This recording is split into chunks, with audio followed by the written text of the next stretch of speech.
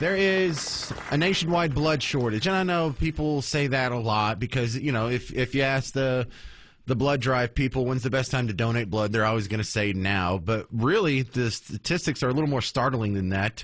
Donor numbers have reached a 2-decade low. My next guest is Dr. Fahmy Farah, and we're going to get some answers on what is going on here. Is there a why to the 2-decade low in blood donations, doctor? Hey there. Yes, I think especially during this time of the year, during Christmas time, holiday season, a lot of people are traveling. So there's a trend every year during this time. We do see a decrease, roughly 20% decrease in blood donation. But the statistic that you're talking about in a 2-decade lowest, that is alarming. And we're seeing a 40% decrease overall in a last 2-decade time frame in the way that people are donating their blood. Why that is, we don't know entirely, but it is an alarming situation. I've always felt this is a weird industry because so much of but so much of the stock comes from donated product. It's kind of like the goodwill of the medical industry, and they're not making the clothes; they're just taking donated clothes and reselling them. But then there's the other side of the donation world that actually gets paid for their donation. So I always thought that was an interesting dichotomy. Do we get more donated blood or paid for blood? Do we know that? It's mostly donation-based. The majority of the blood comes from donation. See, do you think we can make up some of this shortfall by charging or paying more for people who donate for a check? Oh, certainly. I think that would be a huge incentive for a lot of people to give up their free time and go and donate. So, yeah, I think that would be a wonderful remedy. Yes, to answer your question, I do think that would solve a lot of this issue. Did we already have this trend line going down? Because this is a 2-decade-long trend. Was it already going down before COVID, or did COVID cause some of this shortfall? Yes, it has been a downtrending, statistic for a while before even COVID came into play. But COVID definitely played a huge role in this because that's when, everybody was, especially the lockdown time, we were discouraging people from going out. And blood donation, just like every other sector, took a huge hit. And I don't think that has corrected itself yet. So I do think that COVID had a huge role in this. Is it so bad that people are missing out on medical procedures? Or I imagine things may be delayed here and there, but are people dying because of the shortage of blood donations? Not yet. We have not gone to that point yet, and we would do everything possible to prevent that from happening because, blood is a very essential thing in all realms of medical practice, especially in the hospital setting where many emergency surgeries have to take place, and even elective surgeries.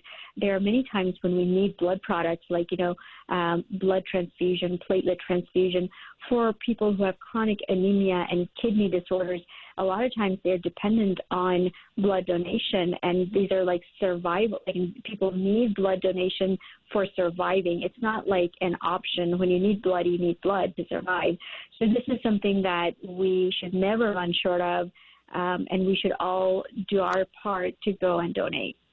So if someone is feeling charitable and they want to go make a donation, is it more important that they donate blood or plasma? Both are important. They're used in different settings. So, yes, both would be important.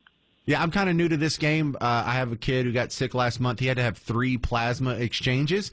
And I got to tell you, Dr. Fahmy, when I was in that situation, I was quite happy that people were generous enough to go out and donate some of their bodily fluids so my 10-year-old could recover.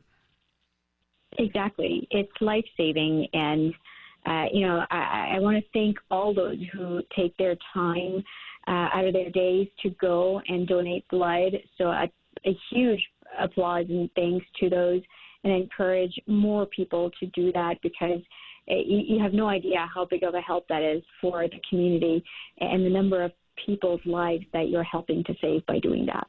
Is there anything y'all can do other than get the word out to get donations up? I imagine y'all have gone through lulls before. Is there some consistent way to get out of them, or we just have to get the word out? It really is about getting the word out and just encouraging people to show up and, as they always have in the past, just keep being generous and think of the greater good and take care of your community. Do you know the statistic off the top of your head, like for every donation you save like 2 lives or 3 lives or something to that effect? I don't know exactly how many lives it saves, but I can tell you that somebody needs blood donation every 2 seconds. So that should tell you like how much blood product we need as a whole.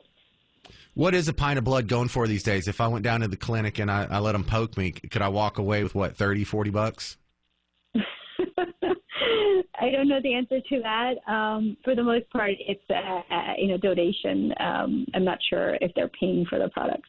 Well, I like the donation system. I got to tell you, doctor, because the one sure way to solve this is to start paying out more for pints of blood. And if that happens, then the poor people who are on the receiving end are necessarily going to have to pay more to get their life saved or to be returned to health. So I like the donor system as it goes. As much of a free market capitalist pig as I am, this is kind of preferable to hiking up the price for donations. So listen to Dr. Farah, y'all. Go out and donate blood.